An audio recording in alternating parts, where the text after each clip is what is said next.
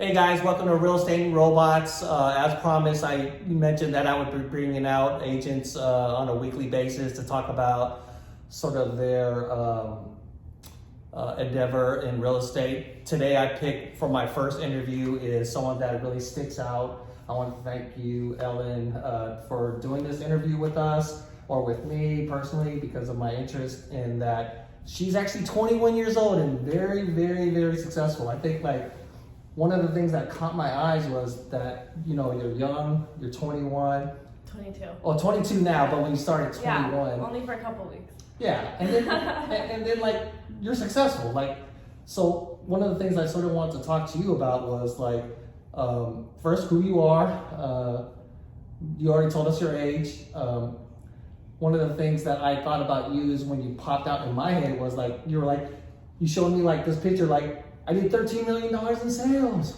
And I'm so excited about that, right? Because it's 21 and doing $13 million in sales. That's really exciting. Yeah. Can you tell us a little bit more about how that happened and how you started real estate? Yeah, well, I live in the Bay Area, so we have a very high average price point, so that really helps for sure. True. I mean, that's 12 transactions. Yeah. Where most So you other, do 12 transactions Mhm. in a year? Okay, good. most other places in the country, that'd be not even a quarter of that, right? Yeah. But yeah, so I started in February of 2021. I became an assistant. Oh, good. I was working on getting my license for a while. I didn't really know what I wanted to do with it. And Sure. then I went on Indeed and found a job with another one of our Compass colleagues. Lewis or? Yeah, Lewis's old boss. Yeah, Lewis. I wasn't working for Lewis, but. Yeah. You guys came sort of the same Yeah.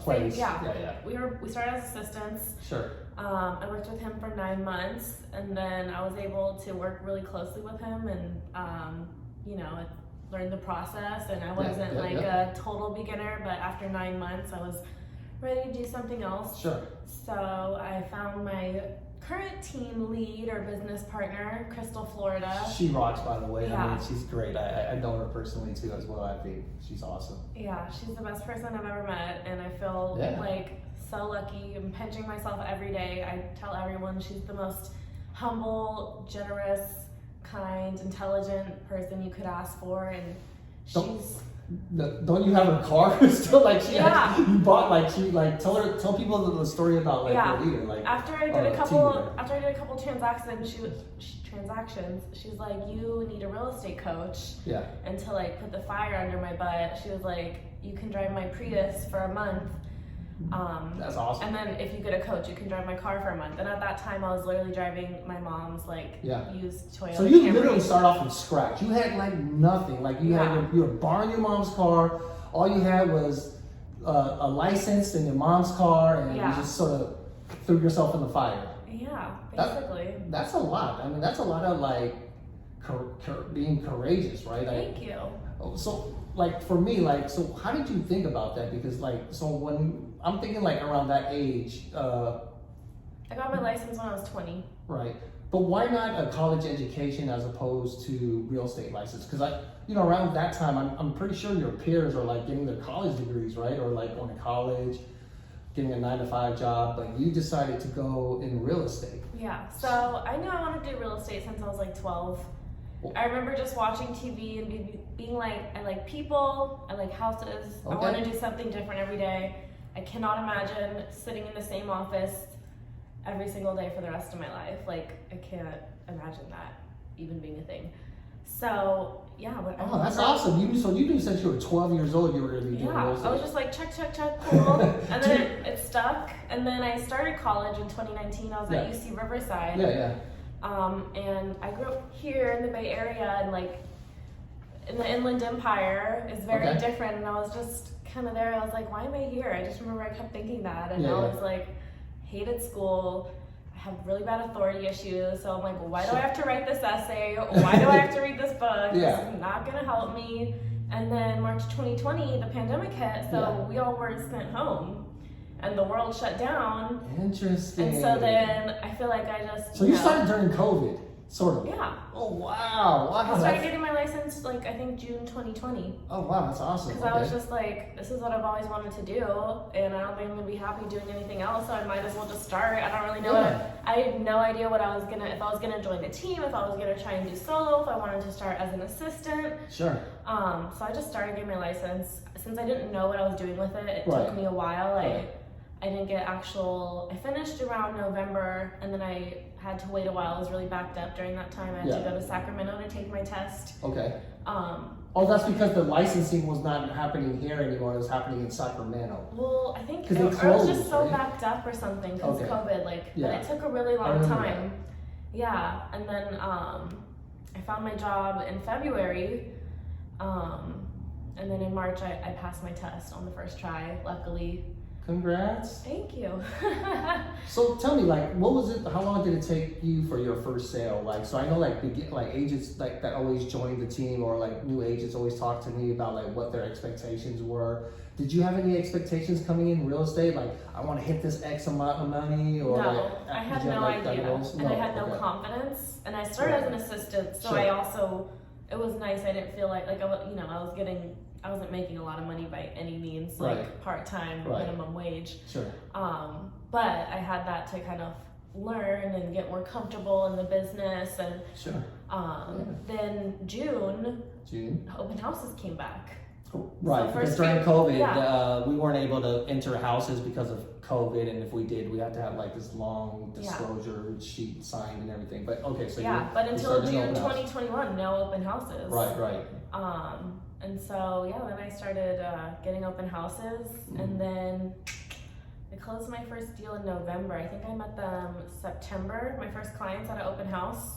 From an open house. Mm-hmm. So that's the key, right? So like for me, like when I see you, Yuchi, and some of the newer agents, like the open houses are sort of like the way to open up the door for your clients, or for you to meet clients, right? Especially if you're like a people person.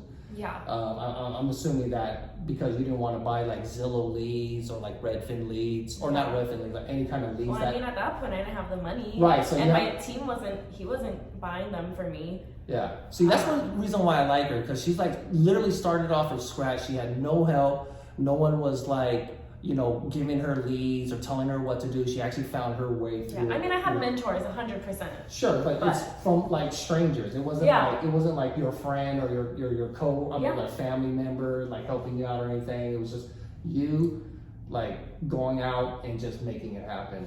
Yeah, I mean, I used to be terrified of everything. Like every time I was about to call someone, I'm like, oh my God, what do I say? Like, I'm so nervous. And then it's funny because 90% of the time they don't even pick up the phone. Right. I think that's being a new agent. You're so scared to make every call, and it's like, just call, they're not gonna pick up. Like cold call, and then when it's over, you're like, cool, I called. At least you feel at the end like you called and you did your job. Right. And eventually, at some point, you get better in those conversations, right? Yeah. But I met my first client at my friend Robert Parker's open house. Sure. And then I think I met them. Yeah, it's like September. And they were like, we're getting married next month, and then we're gonna pick up our search after that. So then I was just like, emailed them and stayed in touch. And then it was, I don't know if it was beginner's luck, but I showed them 6 houses, and then our first offer was accepted, and I just visited them for Christmas, and they are super happy. They You love must have been like, yay! Oh And when my you saw God. that first check, you must have been like, Well, that's when I dropped out of college. when you saw that first check? No, once I got an Okay. escrow. Once you got an escrow. Because I mean, there is like a difference, right? I think the reason people like real estate is, it is a game changer, right? Like it can, like for me, like personally, when I joined, like I had got my first checks, I was able to pay off all my credit cards, Yeah. like in like one swoop, right? Like it was just like gone, like in one credit card debt. Yeah. So that was your first deal. Yeah. Can you sort of talk to me about what was your hardest deal through the year, like, and how did you get that resolved, or like what was sort of the answer or the result of for the most part, I feel like I've been really lucky, and most of my deals I like so that. Give me some far of that energy. have been pretty smooth. Good. The one I got in contracted last night, Yeah. we'll see. It's already like Tell us about it. You Day- were telling me about it earlier. Day one in contract. Yeah. He's ready for a 45,000 price reduction. Yeah. So we'll see. So that's what I'm sort of seeing too. That it's sort of went from a seller's market to a buyer's market right now because of those interest rates. I sort of think that like you have a little bit more. You have more buyers coming out being a little bit more aggressive, right? Yeah. Where before, like buyers usually just had to say all cash or all in, no contingencies. I'll give you the highest price, and no questions asked. Yeah. And today we're seeing like, hey, I want a price reduction. Not necessarily they're going to get it, right? I mean, not necessarily the sellers are going to give it either. Yeah, right. You can ask for anything. They don't have to give it to you. Yeah. So not necessarily that type, but I do like. So you're seeing the tug of war too, then, right? Definitely. But I mean, at the same time, like buyers are getting more picky because they are Yeah. paying. It's not they're paying more for the house, but affordability is not the same, so they're paying more in their monthly payment. Right. So they're like, we have to really like this place. They have to love it. Yeah. And they are feeling like, they have more options. So when you feel like you have more options, you get more picky. And so that's now a little bit hard. I think last 2 years working with buyers was really fun in the way that it's like, was pretty much a sure shot. Like you get them in contract, no contingencies. Yeah, good point. And now it's different because there are contingencies because sellers don't really have that choice of multiple offers. So it's like that one-on-one. I mean, what have we both seen in the last 6 months? Cancellations, crazy that we weren't seeing in the last before. Yeah. I've had like 2 or 3 cancellations in the last 3 months. Yeah. It's so heartbreaking. I mean, it's like, when you get into a contract, usually that means that people or buyers put money into an escrow account with an earnest money deposit, and then you have contingency periods where those contingency periods, they do inspections. And then during those inspections is when she's talking about where they're asking for $45,000 because of. So my investor, he's an investor client. He's looking to flip it. So he actually got in contract and he hadn't seen the property yet. Yeah. So I met his contractor there this morning at 7:30 a.m. Yeah. And so this was just his visual inspection and being like, okay, this project's gonna take more than we thought it would. And okay. So we'll see. I kind of feel like we might get it because they've been on the market for 40 days and they had one offer that if we get this price reduction, we'll still be 5,000 higher than the only other offer they got that they did reject. Well, I wish you luck on that transaction. I know. Go ahead. This will be the first, like I said, everything was so easy because we didn't even have any room to negotiate. Yeah. And then there was when I had inspections and I did get her a $9,000 credit. I was really excited about that.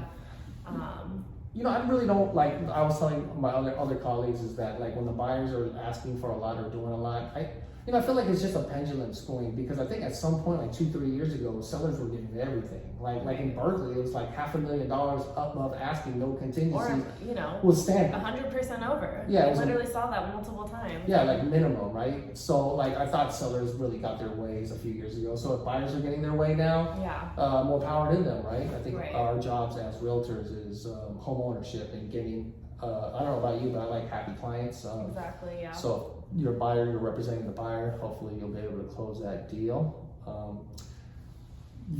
Last week you went to Las Vegas for coaching. You went to Tom Ferry? Mike Ferry. Oh, Mike Ferry. So Mike Ferry is Tom Ferry's dad, right? So Mike Ferry's for like the younger social media. No, Tom Ferry's the younger. Oh, Tom Ferry. That's correct. Yeah. He's the guy who's into social media. So you went to Mike Ferry. He's oh wow! old school. So how did that go? The first real estate coach. He was big back then. Since He still is. 1975. Yep. I went because he is old school, and when the market shifted, everyone is like, it's back to basics, skills, foundation, and he's big on just skills. He's really big on cold calling, which isn't something I personally put a lot of time into. Sure. But I respect the skill 100%. Like anyone who can get on and has that mouthpiece, and they get objections, and they're closing them like 20 times on a call, and I think that's amazing. So I was hearing his coaching clients role play live and handle objections, and just getting those tips. And I think some of my biggest takeaways is he was really talking about having standards for your business and sticking to them, and whether that be I'm not going to cut my commission or I'm not going to work with a client that does this and this. And, Oh, really? So what are yeah, your standards? because we have a lot of clients that'll waste our time. Yeah, well, yeah, but then like, I don't know. I feel like, so where do you feel like is the cutoff? Like where you say like, oh, I don't want to deal with this client no more because. Do you do that? Do you cut clients off? I mean, because it's hard for me to cut. Not yet. Yeah, especially when, I'm still newer. Like I've done well, but it's not like people are calling me every day yet. Nothing like that. Yeah. So it does feel like even if I know I'm writing a shitty offer, I'm still. You're working, Can I right? cuss? No, yeah, absolutely. I think at some point we'll probably edit more stuff here. But. It's like, I'm like, at least I'm practicing, building relationship, and like the investor I'm working with now, I've written so many bad offers for him, and we finally got one. And if this works out and we do make it through this inspection period, I'll get to list it after he flips it. So I'm like, by the end of the week, I'll either have 0 transactions or 2. So that's real estate in a nutshell. That's true, right? And I do think like that. I'd like to say like sometimes things lead to other things, right? Yeah. So small business leads to other business, Yeah. right? But then like, so that's interesting that you picked Mike Ferry. So like for me, like most of the young agents will go to Tom Ferry. Tom Ferry, Yeah. right? So how did you end up picking Mike Ferry as opposed to Tom Ferry? One of my best friends in my office, Alma, do you know her? Mm-hmm. She wants to go Mike Ferry? She's like die hard. She coaches. She calls every day. Oh, wow. She's fully in it, and she's one of the strongest agents that I know. And I really look up to her, and I call her for advice all absolutely. the time. So I was like, I wanted to go see and I like learning from everyone. I listen to Tom Ferry's podcast all the time. He has so much free stuff on YouTube, and I've learned so much from his free content. Yeah. But yeah, it was fun to see the Mike Ferry and hear what he had to say, and just going to those things.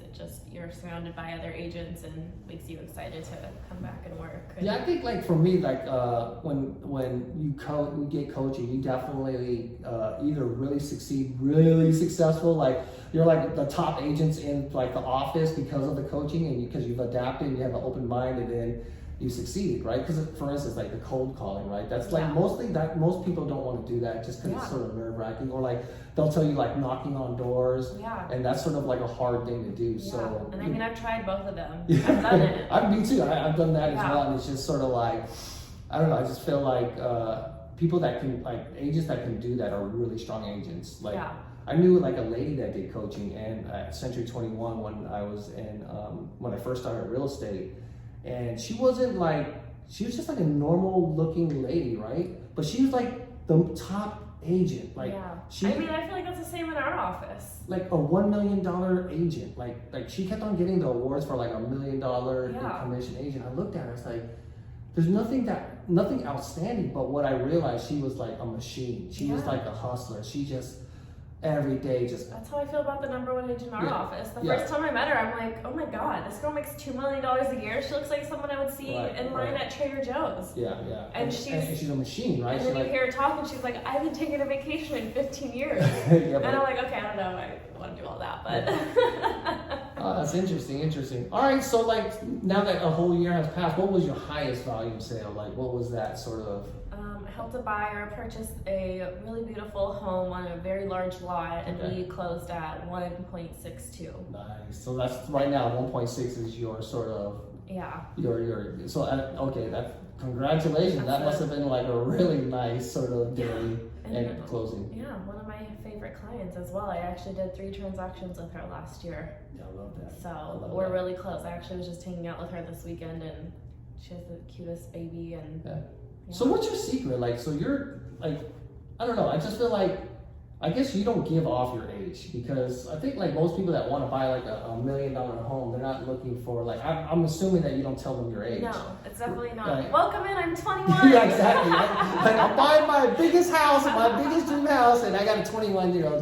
So you don't tell them that, right? So I think for me, my question is, what is your sort of like daily routine, or do you have like schedules or routine, or like are you working out in the morning? How are you keeping, on top of things, right? Because I think in real estate you really do have to be on top of things, right? Especially for you, I would think that because of where you're coming from, you'd have to show more confidence, more detail. You just have to do extra, right? Just because just I mean, Yeah, I mean, just practice a lot of open houses. I Right. do Right. open house every single Saturday and Sunday unless I cannot find one. yeah, And then I actually had my first like sales job in high school. My senior year, I worked at a shoe store. yeah, And I first started and I was so shy. I was so scared to talk to anyone. yeah. My manager would always sit me I down. mean, you do come off as a shy girl, but then I think like for me, like you are very mature.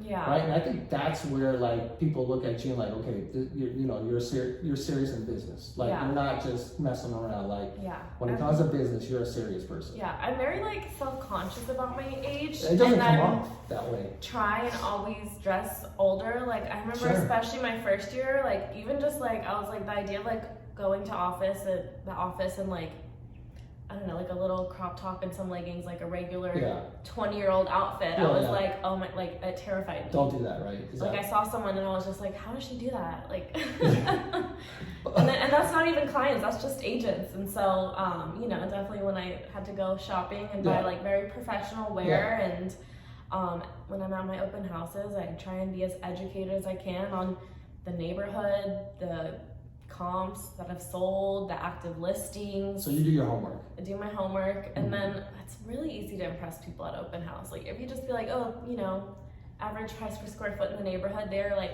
wow. Well, So- also knowledge, skill. Yeah, knowledge, and knowledge gives you confidence, right? Like Yeah, when you yeah, can walk 100%. into anything and you know what you're talking about, Especially, you're not as yeah. worried. And then just throwing into it, and you get used to it. And after a while, it's like, I don't know. For me, I'm like, all right, I don't. You have like game face on. I don't really care right? what Like, people think anymore. Yeah, like, yeah, you have game face on. Like you just know Yeah. what you're doing after a while, right? So Yeah. you're just like, it's just like sales. But you're just doing bigger product, yeah. right? You're I doing mean, we are salespeople at the $1 end million of the day. you're doing $1 million homes. It's like it went from shoes to $1 million homes right now, Yeah, right? It's like it's the literally. same tactic, right? You just have knowledge. You're selling product. And, Yeah, so I mean that job, my first shoe store job, helped me come out of my shell a little bit. Sure. I mean, after a few months when I like learned what I was doing and knew the shoes a little bit better, and you stop being scared to talk to people and caring what people think. Once you get over that and you just have fun with it, Yeah. like then I was just, selling the most shoes in the store or whatever, because, they all track your sales. Yeah. It was because I was bored and I was just having fun talking to people. Okay. And it's just like someone walks in, it's like I don't want to just sit here and stare at the wall. I want to, So you're a people person then. So Yeah, you definitely. like engagement. You like being. I you love wanna meeting communicate. new, different people. I think that's the most fun part of the job. Yeah, I think that's why I got into real estate, right? Because I did the 9 to 5, and then I was just like, when I realized in like 5 years, I met the same people and I hung out with the same people. Where in real estate, like I just like you meet different agents, you meet different clients, you different like the kind of folks that you meet or in that walk of life is so diverse, and it's just I love that community, Yeah. right? Like especially helping the married couple Right. that just bought their first home and seeing Yeah. how excited they are. And then they, I have 2 stories to tell you. Sure. Off that one. A couple I met at an open house last year in summer, she was pregnant.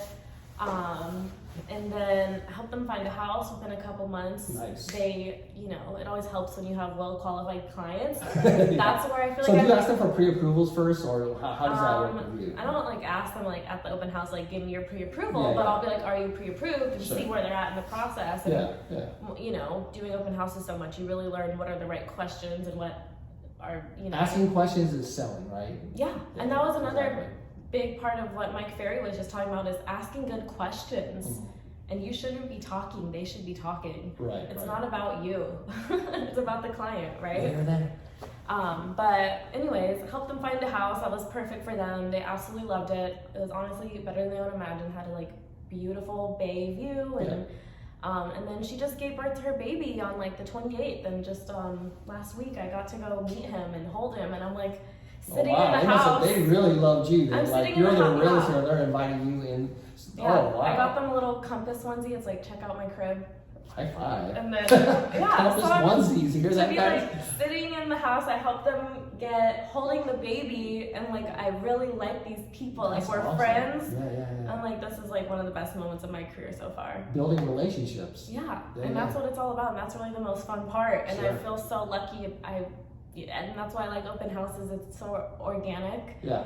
And like I will really hit it off with someone, and like, you know, after I talk to someone, like they walk out, I know whether or not they're gonna work with me. Right. Without a doubt. Like I'm like, we just hit it off, like that's my client for sure. Yeah. And then the other story is really funny, just about meeting different people and how much fun it is. I was doing an open house, and this lady came in, and she's like, I just got oral surgery, so I'm still kind of on the drugs. She was very like energetic and giggly, and she was really fun. And then she's like telling me how much she loves this house. She's like, it's my second time here, and so you know, there's not much I can do. I'm like, because she's on. Yeah, she's not my client, she's telling me about her life, and you know, she's a community worker, and she wants to live in the neighborhood she grew up in, and I'm like, oh, you should see if the listing agent will look at a buyer letter, because that's helped some of my buyers. Yeah, absolutely. When you can connect with the seller and tug at those heartstrings. And then she just sits me down, she's like, okay, I have a sob story.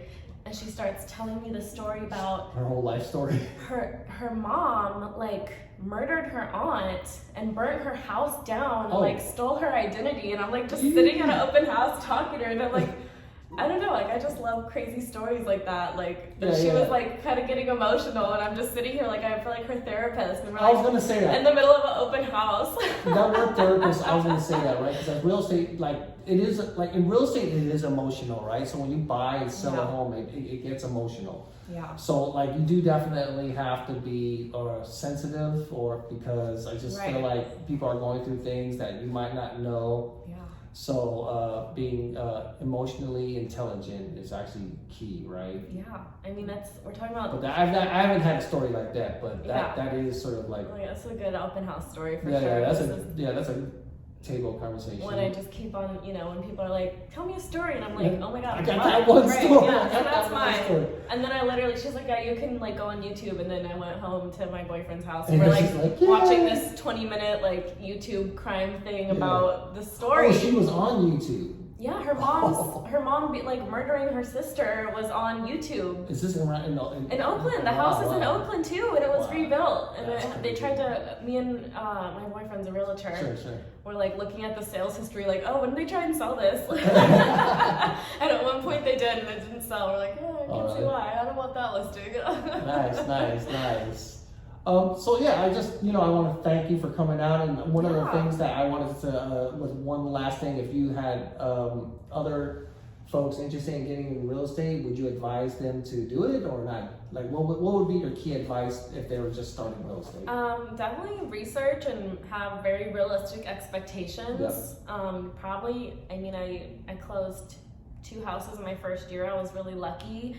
It was a really great market. But did you mention that why did you pick Compass, right? So I feel like Compass picked me. Okay, well, Compass picked you, and you accepted. No, well, Compass was like a dream for me. Actually, Mark Choi in our office, who's a killer agent, he sold the house next door to mine when I was in high school, and I was sitting at his open house telling him I want to be a realtor. So I remember thinking like, oh my god. Wait. He was selling a house next to you, and you were in high school? Yeah. And you remember Mark Choi? Oh, wow. Yeah. That is so awesome. Does he know this? Yeah.